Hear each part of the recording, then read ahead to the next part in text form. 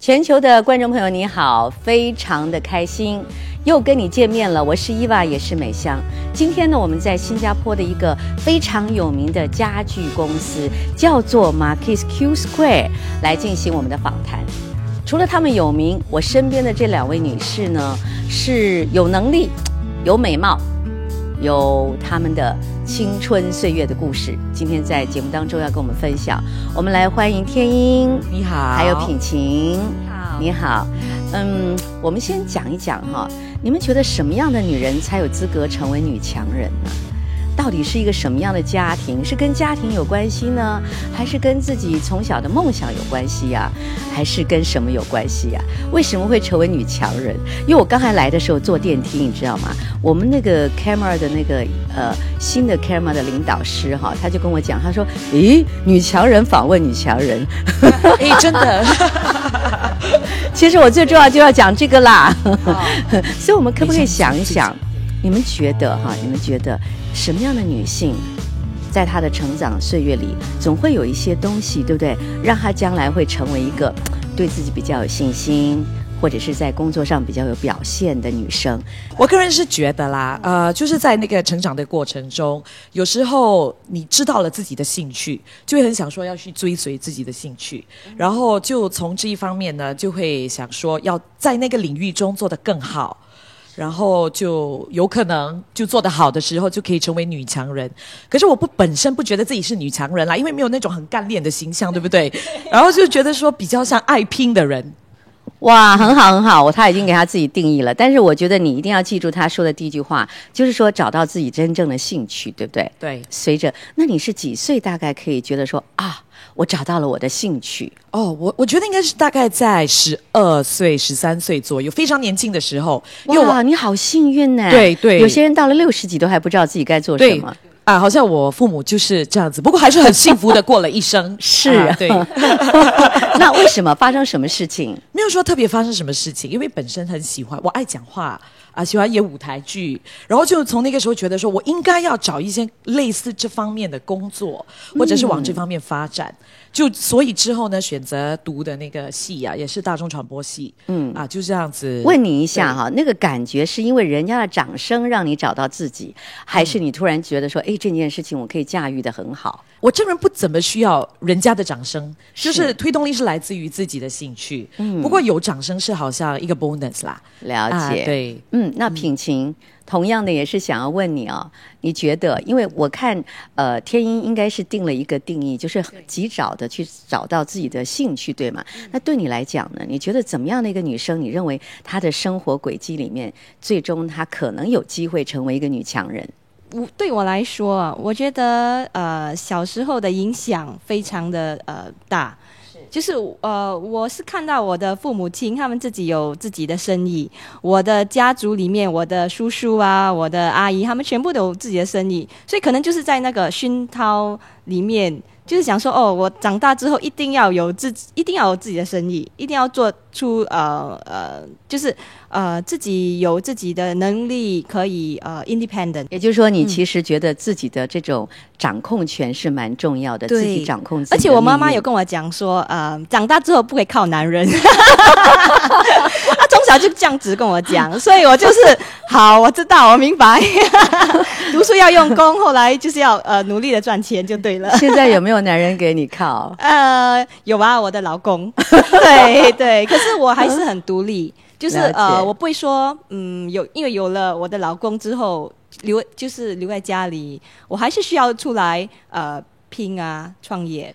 我想问你怎么样在你的事业当中仍然可以展现你的女性的那一面？因为你知道我个人觉得啦，这也是我个人觉得好不好？我觉得很多男人是没有自信的，他们也不太敢找能力太强的女生那像您先生他是怎样会找到一个能力这么强，然后很有自己主见的女生，而她仍然会付出她的爱，而不会自己害怕？对，我的老公其实他是个非常有自信的男人，所以他不会觉得说，如果我的另外一半对我的另外一半做得比他好的话，他会觉得说，糟糕，我的老婆赚的钱比我多，或者老婆的事业比我好，我就变成了小男人。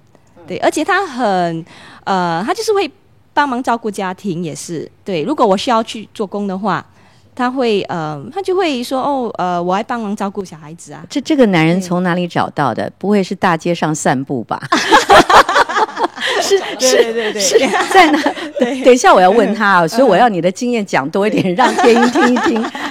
其实就是在个机缘巧合的情况下认识他的。歌剧院不是就是我去 conduct 一个 workshop 的时候，是对，而且他刚好就是他是主办那个主办单位的人，对，主办单位的人。那你们是一眼就是马上爱上了，还是？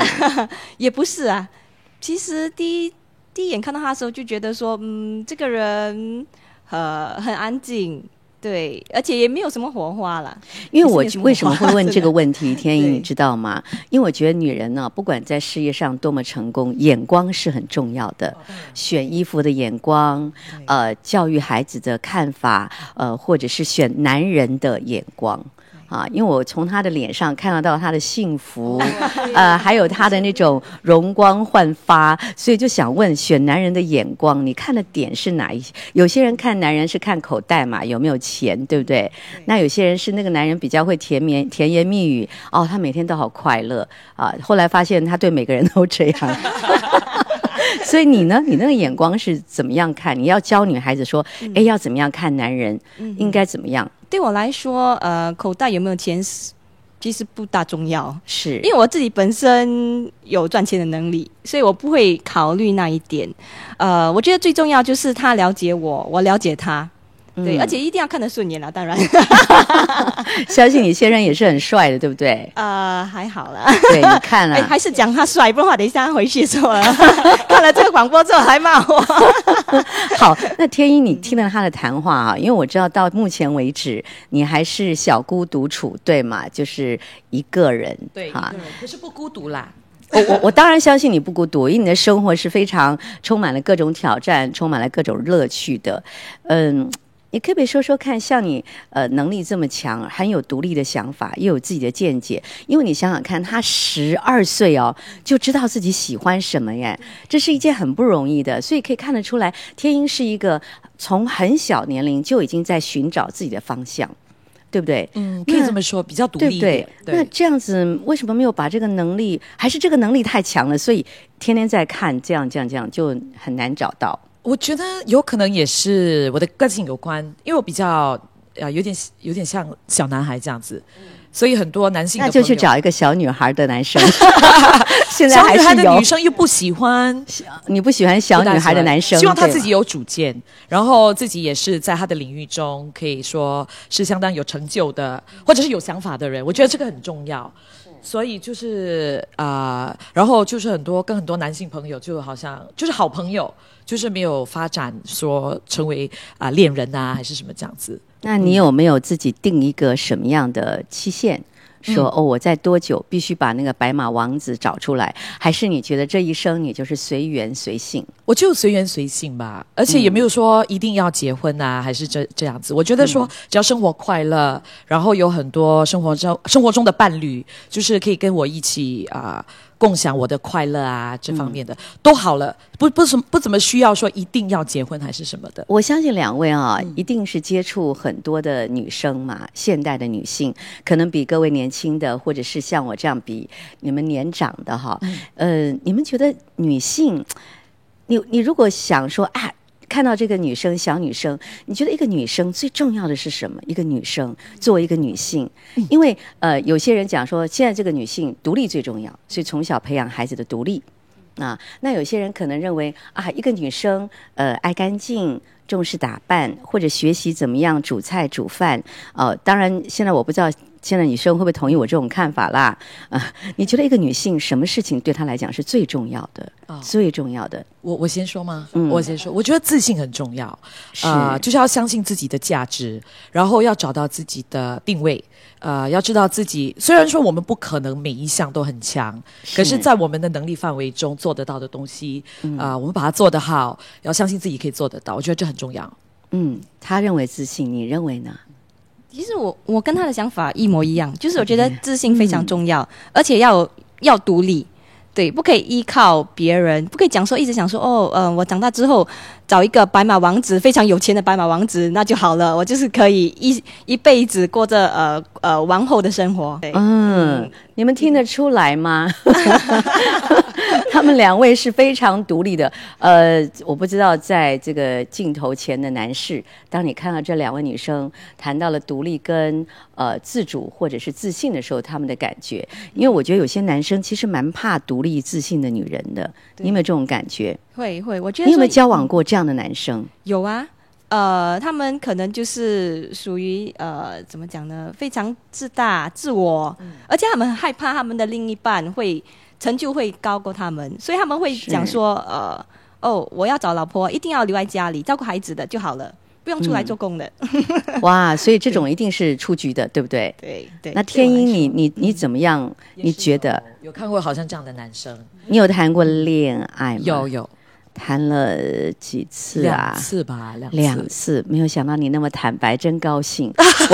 我应该说我问到胆战心惊，我问到我的心一直啵跳。结果你愿意讲，我好开心。这2次的感觉是什么？让你得到什么领悟？因为有时候我们女人在谈感情当中成长的，在谈感情当中让自己更聪明。可是我也见过很多的女性谈感情越谈越笨。找的男人越来越差，对不对？对。那有些女人在谈感情当中，她会越来越聪明。对，我觉得价值观要相同很重要，就是要有，你不一定要有一样的兴趣，可是要朝往同样的那个梦想前进。如果说在不对的时候遇到那个人的话，有时候就因为没有一样的那个梦想的话，或者是一样的价值观，我觉得很难一起在一起了。好，我们现在呢要先休息一下。我们可以看到这2位女性有她们自己的坚持，有她们自己人生的立场。接下来我们就跟她们一起进入她们的职场。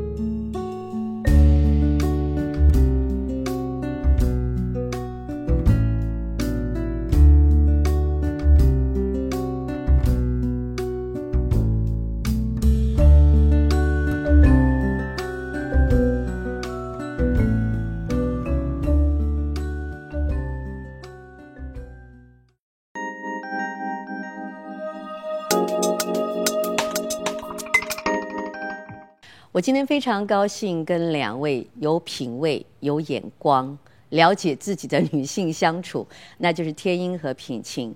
刚才我们谈到她一些简单的价值观，现在我们要一起进入职场。我看过一本书叫《前进》哈，是属于这个 Facebook 的 CEO， 就是女性 CEO 所写的。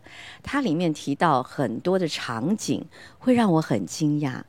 因为你知道他的身边一定都是那些能力也不错的人。他说女性在职场啊，例如说一个会议室里面，如果坐了很多男生，突然有一个女性进来了，她一看这么多男生，她就会选择一个角落坐下来。然后呢，如果这个会议没有开，大家都在等，他就会是那个主动去泡茶啦，然后问大家你想喝什么，然后就 serve 所有的人。而且在开会的时候不太看表达自己的意见跟看法，都会听。你看我看了觉得很惊讶啦，所以他才会写这本书叫做《前进》。你听了有什么感觉？我觉得我自己还好，没有很多这样子的那种被歧视的那种情况，就自己把自己放在这样的位置上面。还有就是好像你提到女性通常会去倒茶这方面的东西我都不常做，就是坐在那边等人家泡茶给我，然后就是很不自动拿自己的那杯茶，对，然后就不会管别人啦。对，不是说不会，没有特意去管别人，除非是觉得说好像有时候要接待客人才会特别去做的。所以你觉不觉得，如果从他那本书的想法跟看法来看，一个女性在职场上要达到你这样的境界，或者说某一种境界，其实是需要2个字叫做勇敢。或许吧，对不对？因为你可能要去看看你给别人的价值观，别人在后面讨论你啊。你们有没有经验在跟男性可能有什么事情在争论的那种经验？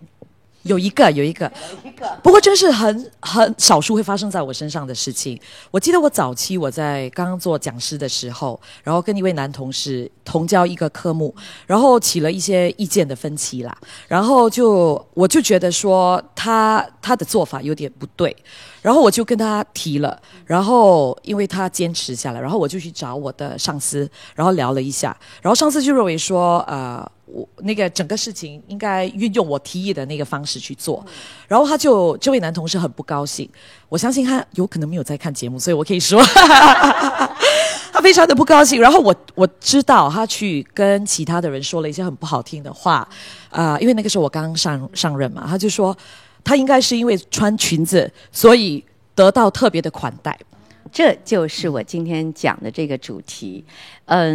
女性是穿裙子的嘛，当然有人喜欢穿长裤啦。可是在我的工作经验当中，有的时候如果我表现的稍微强势一点哈，说实在的，我觉得男性的眼睛里都会出现一种特别不同的光芒。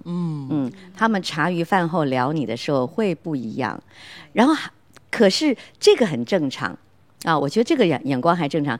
更让我惊讶的是，有一些女人就会在这个时候适时的表现说我不一样，我比较温柔，我比较什么，就她会把这个拿出来一个强烈的对比。你有这样的经验吗？会不会有人跟你讲漂亮比较容易谈成事情啊，女人用她的温柔作为一个武器啊，这样？我记得有一次，就是我刚加入这个跨国公司，因为刚加入，而且又不大认识那边的同事，所以要叫他们做一些东西，需要他们的帮忙，没有人肯帮忙。后来我的老板就跟我讲说：“平静坐下来跟你聊天一下，你应该用你的女人的魅力来让他们帮忙你吗？对不对？”我想说，我想想一下，可是因为我本身就觉得说我不需要用这方面，就是用温柔来让别人帮忙。对，后来就是认识了我的同事之后，他们就是很愿意的帮忙我，就是完成一些任务。对，而且我不是说故意用我的温柔或者我的女人的魅力来需要，就是让他们说来帮忙我。但是你不可否认，我想你不可否认，如果一个女孩子长得稍微漂亮一点，比较具备有甜美的笑容，在某些事情上面，是因为对方他吃这一套，而并不是我们想用这一套，对不对？是有方便的，对吧？当然了，因为男生都是怎么讲呢？他们都是视觉动物，对，都是喜欢就是喜欢看漂亮的东西呀。对，我也喜欢，不是他们喜欢而已。对，我们人就是视觉的动物嘛。那2位都是做跟公关形象有关系的哈。我在资料里面看到这个天音，你22岁的时候就出来开创自己的传播机构。我觉得你这个女生好像跟2很有缘哈，12岁了解自己做什么，22岁开公司。你可以告诉我32岁、42岁你打算发生什么事情？32岁刚刚过了，我刚透露了。我没有想过42岁的时候会做什么，因为我的计划从来没有很长远。22岁要开公司的时候呢，也不是说去特别计划，只是说在大概18岁左右理工学院毕业的时候，就想说有一天我一定要创业，然后就想到时机成熟了，22岁，我觉得做了1年多的工作，好像自己好厉害了，可以去创业了，就这么去做了。然后我觉得我这个人一方面就是我的野心其实不大，可是我胆子很大。胆子大的话，然后又没有那种危机意识，然后就让我做了很多这些没有想象过自己会去做的事。是不是有的时候，就像我曾经形容过，骑上一匹马，你以为它是一匹小马，一上去我发现它是只恐龙，有这种情况出现吗？有啊，有这种情况出现。那后来为什么要关到这间公司呢？因为我这个人做很多东西，主要是兴趣，还有就觉得说有没有达成自己所要达成的一些有没有那个推动力。很多时候呢，推动力不是来自于金钱，是来自于自己的喜欢的喜好。然后做了5-6年过后呢，为什么会创立这个传播公司？主要是想要让自己的构思达到一定的认可。可是你遇到很多的困难，就是有时候顾客不一定说要你的创意，他就是要你去执行他们所要执行的东西。然后就觉得跟当初为什么我要设立公司的那个想法有了出入，就觉得说我应该休息了，然后去教书做讲师，然后在那个时候呢，再看有没有别的东西可以让我再发掘其他的兴趣，这样子。其实一个大胆的人，自信心是要强的，不然你没有莫名其妙，不可能随便勇敢嘛，对不对？那品晴，我想知道一下，因为你说你家里都是做生意的，对吧？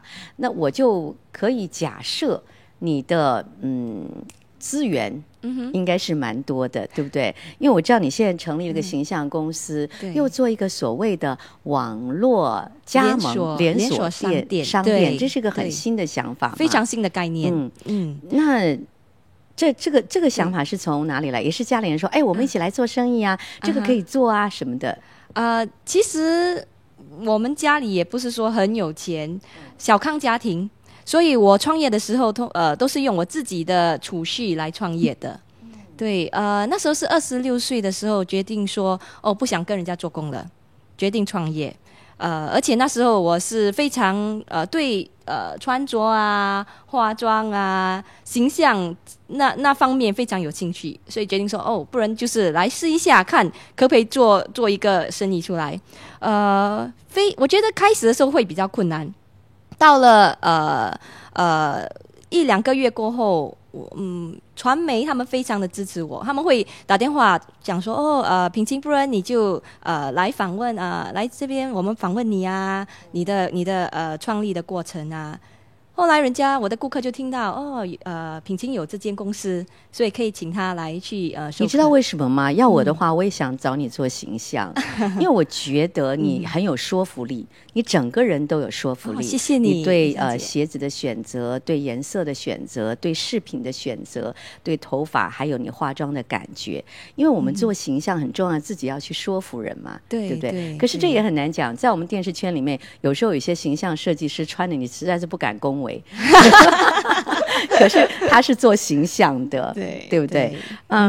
那你有没有在你的这个事业的过程当中，有发生什么惊涛骇浪的事情，还是一帆风顺？我这事业算起来应该算是蛮一帆风顺的，对，因为我之前就是在读书那时候有做模特儿，所以就跟了很多前辈学习了很多东西，所以开始的时候可能就是顾客讲说品晴是谁来的不认识，可是后来因为有媒体的帮忙，所以就渐渐的开始有了顾客群。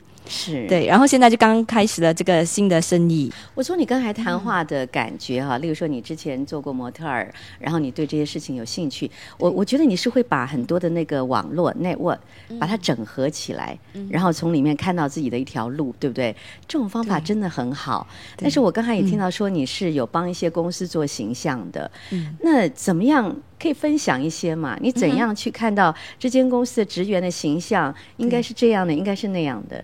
分享一点小秘诀通常我们就是从颜色方面开始，因为很多人不懂得就是利用颜色来让他们看得更亮丽，所以我们就会从颜色开始，然后穿着方面也是穿着品味，因为很多我的顾客他们都需要就是在外面有meetings， 对，所以他们穿着方面就不大对，所以我们会进去就是改正一下，因为有时候穿着跟皮肤的颜色，因为这个也是个颜色，这个颜色要搭在一起，是这样的意思。对，哇，很好那我想问一定有人会认为你做生意不需要烦恼，因为你有钱。啊，他们会这样认为，因为家里都做生意嘛。哈我想观众看的都会这样的感觉，而且，但是你刚才讲，你都是用你自己存的钱来做生意，，对，因为这倒是令人惊讶。因为那时候我是有替别人做过工啊，做了差不多6年之后才决定创业的，所以自己有一笔储蓄，我觉得说非常重要，不可以说一出来一出来的时候就开始创业，没有那个 working experience 就有点困难，是，所以我有帮其他的公司做了6年。那你的钱的观念是什么？钱的观念，当然是越多越好。你对钱的价值观？其实我小时候，我爸爸就有教我钱不可以乱花，因为我爸爸是个非常他是个非常节俭的人，对。所以虽然我们家里是有，因为我们是有生意的，可是他不会说我要10块钱就给我10块钱，他会问我说你要10块钱来做什么？他会问我，那你回答，你会怎么回答？我非常有兴趣听。你要10块钱来干嘛？对，我会讲说我需要吃饭啊，我需要买课本啊，对，所以他会在这方面他会control 我们的花费，对，所以从那里开始我就觉得说钱方面来说非常重要。当然不是说就是说没有钱的话。就不是说万万不能啦，可是钱这方面对我来说，在这阶段还是非常重要的。所以你对储蓄的观念是很强烈的，非常的强烈，对，非常强烈。我觉得说，如果没有储蓄的话，就不要出来创业。也就是说现金流很重要嘛，对，是这样。而且我现在有2个孩子了。我要为将来打算啊，不可以说有赚钱之后就要花钱，有赚钱就花钱。哇，这真的是很了不起的。等一下我们才谈你的小孩。好的，那个天英哈，你可不可以说说在你的这个事业的这个旅程当中哈，说出一件事情，你觉得你从那件事情上学习到最多，或者是说他对你的改变很大的一件事情？好像有这位人，这位人士，他就告诉我说，懂得什么时候放弃呢，也是一种勇气。然后我就那个印象非常的深刻，然后我就学会了，有时候不需要执着于一些东西，让自己觉得很没有兴趣去做的。但是这个哈，我真的非常感兴趣，就是放弃的技术或艺术。因为实际上我们常常跟小朋友讲，不要放弃，要努力，要加油。可是那个人已经是简直不知道怎么样再继续了，对不对？对。那放弃要做些什么准备？放弃应该怎么放弃才是好的？因为你有放弃，我觉得需要很正面的那种想法，就是你在放下过后呢，你要知道你的下一步是什么。如果你做了那方面的准备，知道你下一步要怎么走的话，放弃的你就不会觉得说，整个人好像空荡了下来。就心态上要做一些调整，然后要知道你重新再开始的时候，或许你要做一些心理准备，就是有可能你要重新学习，然后要有那种再重新学习的心态也是。哇，这个实在是太好的一件事情了。我觉得今天智慧票价，也就是说当我们决定要把一个东西放下的时候，我们的手要准备拿起另外一样东西， 对不对？并不是把自己放弃掉， 对吗？那你在工作中有没有很特别很能够拿得出来分享的，你觉得那件事情对你的思想对你什么都有影响？我那时候刚创业的时候，有人就讲说如果品晴创业不到1年就放弃的话，我会拿1瓶那个香槟来庆祝。这个人是谁呀？就是我朋友的朋友啦。对，然后我听到之后就说，为什么你会这样讲呢？你对我是没有信心，对吗？对，可是这样对我来说变成一种推动力了。对，我想说好啊，既然你这样子觉得的话，我会证明给你看。对，我证明给你看。而且我不只做了1年，我做了8年了，现在已经8年了。对，而且我觉得我还可以继续做下去。你听起来有没有什么事情你曾经会在像我啦，有的时候我会在夜深人静的时候要做决定。对，实际上我们自己开公司或者是为自己的人生负责的时候，其实有的时候做老板或者是说去做自己有兴趣的东西，实际上就是你已经决定了，对，自己为自己做决定，对，为自己负责任。你有多少的喜怒哀乐，或者是恐惧忧虑，都是你自己的。对，你不可以说，哎呀，我现在因为我什么的，你大概就没有办法。即使你真的有好朋友，讲完以后还是你自己的事情，对，还是你自己对不对？还是你自己的事情。也就是说，其实这样的女性，也就是决定在某一个角度上面 ，you should alone， 你要懂得自己跟自己说话，自己跟自己相处， 对吗？对，你有没有那个夜深人静在想的东西的时候？当然有，而且是就是去年12月的时候，我的表哥引进了那个新的概念，这个做生意的新的概念，我就开始想说，到底要不要做这门生意？因为没有这方面的经验，是一个全新的，对我来说是全新的概念。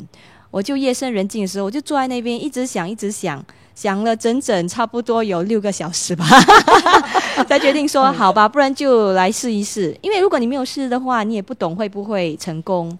所以其实你应该是像你原先所说的，先去算一下最坏是到什么程度，我可不可以承担得起？我可以承担得起 ，OK， 够就够。对了，对不对？你是这样的一种情况，我是这种情况，对。而且我是觉得说，创业的话也不需要想太久啦，6个小时就够了。6个小时决定你到底要不要做好，对，不然的话想太久的话，你可能就没有那个勇气去向前一步。你们两个发现没有？你们叫做26，因为你刚才讲我26岁，然后我现在又想要6小时，我不知道，我今天对数字特别敏感了，对。我来出一个号码，再加一个1哈。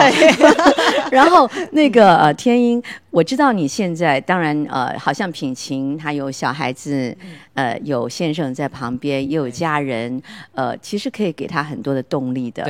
对不对？而且这条路不通，暂时跑到哪一棵树下休息一下，他有很多游刃有余的一种自我的空间。对，你现在是一个人嘛，对不对？当然，因为我不了解你家庭的状况，你的力量哪里来？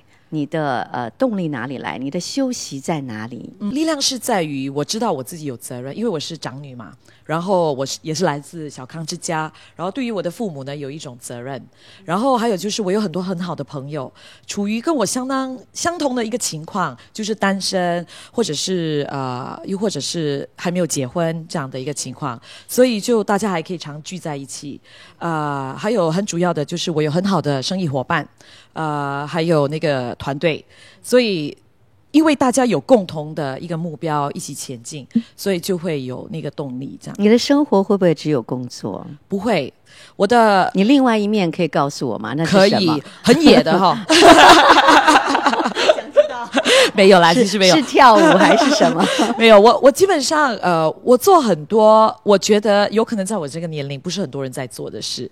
好像我很喜欢去演唱会啊，就是我很喜欢五月天啊，所以我去。哇，你是说五月天在演出的时候，那边有一个女人哈，对，拿着棒子在那边摇啊摇啊，就是你啊。然后就是我有一个小梦想啦，就是说他们如果在不同的地方有演出的话，我都希望可以到世界各个角落去看。所以会飞去不同的国家看演唱会。只看五月天吗？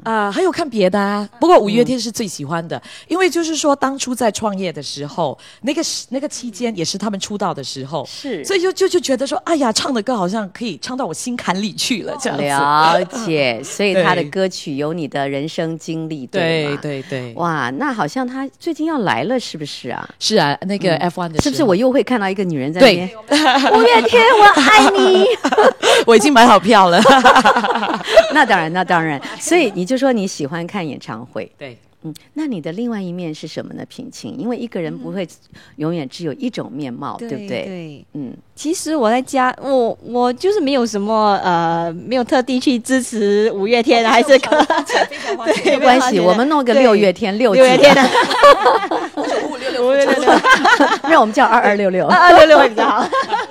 对，现在就是忙着于事业还有家庭，因为我2个小孩子还非常的年轻。你会自己做饭啊、做菜啊，还是为他们煮一餐啊、什么汤啊？你会这样吗？会，就是或者我的大儿子，如果他们学校有主办什么那个活动，会尽量的去参加，是就让他觉得说哦，妈咪不是只是整天就是做工而已，他还是可以陪我的。嗯，对。那会花时间在先生身上吗？先生这方面呢、这句话，这个笑声有点奇怪，我听不太懂啊。他整天就是可能就是有点忽略他了，因为现在就在现在就是在就是顾着事业还有家庭，会有点忽略他。对对，是。可是我们一有空的话就想说哦，出国旅行。嗯，对。最后我想问一下两位哈，你们还有什么梦想是没有实现的？因为一个35岁以上的这个人哈，其实还有好长的路可以走，还有很多的精彩是属于你们的，还有很多的未知在等待着你们。还有什么梦想吗？来，你先说吧。哇，对对对，刚才我就提到了啊，想要去不同的国家看演唱会吗？不是只有这个，还有没有工作上的？有因为我喜欢旅行，所以是说希望以后有机会呢，可以往跟旅行有关系的工作或者是一些业务发展。就是还有我喜欢可以和很多朋友聚在一起的感觉，所以是说以后如果可以的话啦，就是说要有一个空间，好像开一个 cafe 啊，还是什么这样的。对，好，希望你的梦想可以实现。谢谢。那你呢？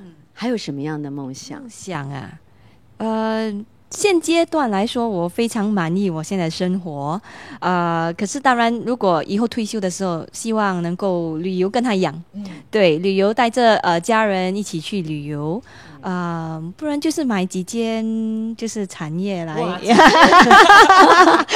你知道吗？当人看到一个完美的东西的时候，都会想要这样一下。这心理学家曾经讲过的哈，反正你就是想要看看它真的是这么完美吗？我们待会儿就听听品晴还有天音谈一谈，有什么东西他们希望更好的。其实我希望在时间方面的掌控会更好一点，因为现在时间排得非常的满，所以如果有更多的时间陪我的孩子陪我的家人的话，会更美满。像我跟品晴也是一样的，就是说希望有更多自己的时间，希望在将来的日子里呢，有更多时间去进修啊，还有陪家人、陪朋友进修，因为我觉得我在语言方面还很有兴趣，希望在这方面再提升一点。全球的观众朋友，我是美香，也是伊娃。今天我们在 Marquis Q Square 来进行这个访问，这里是新加坡。我想全球的观众朋友从今天两位女性品晴、天音的谈话当中，应该找到你自己的那一块柔性空间。我们非常感谢他们两位在这样的时光当中，或这样的天气当中，或者是这样的地方当中，展现了他们自己无私的分享他们的故事。我们也希望下次有机会再见到他们。再见，拜拜。今天一直在想象会碰到什么样的女人。因为当我接到这个单子讲到女强人的时候，我认为可能我会碰到两个在事业上非常强势的女性，但是在谈话的过程当中给我的感觉是两位爱自己的人，对自己很有感觉的人。在我从事访问或者是工作当中，我接触过不少的女性，我感觉到她们不爱自己，可是以为爱自己。因为真正爱自己的人是会面对自己的，更重要的是我们应该在小时候就培养眼光。那么今天我们在的地方呢是 Marquis Q Square， 从它的1楼或者是上到7楼，我觉得这间公司也是对自己很有感觉的公司，也是一个很爱自己的公司。所以我不知道今天你看了我们的节目有什么样的感觉。爱自己是一件既简单又不容易的事情，因为你要面对自己的美丽的时候，也要面对自己脆弱和虚弱的时候。很多人不太愿意面对不开心的自己，不快乐的自己。可是你要知道，甜之所以会甜，是因为你知道什么叫苦。因此你不知道苦的味道，你就不知道你现在是最甜美的时候。谢谢你今天看我们的节目，希望有机会你可以再来到这里看我的Eva Show。